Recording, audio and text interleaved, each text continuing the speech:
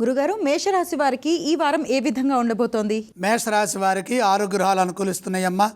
దశమంలో రవి, తృతీయంలో కుజుడు, ద్వితీయంలో గురువు, ఏకాదశంలో శుక్రశనులు, షష్ఠంలో కేతువు. బ్రహ్మాండమైన కాలం, అద్భుతమైన శుభకాలం నడుస్తుంది.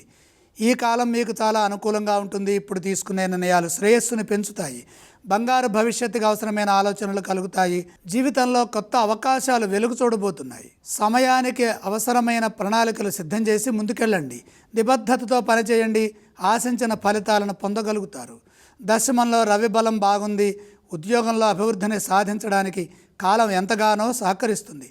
మీ ప్రతిభతో మీ పై అధికారులను మెప్పించి మెరుగైన గుర్తింపును పొందుతారు.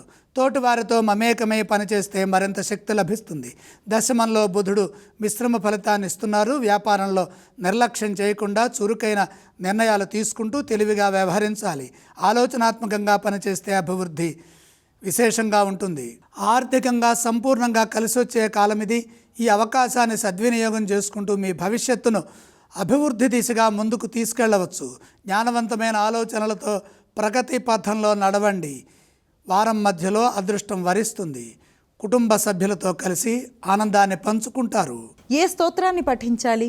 మేషరాశి వారు శ్రీ మహాలక్ష్మి అమ్మవారిని స్మరించడం మంచిది. గురుగారు, ఈ రాశి వారు ఏ ఆలయాలను సందర్శిస్తే శుభ ఫలితాలు కలుగుతాయి? లక్ష్మీ దర్శనం మేలు చేస్తుంది. గురుగారు, ఏవేవి దానం చేయాలి? ధనయోగం విశేషంగా ఉంటుంది.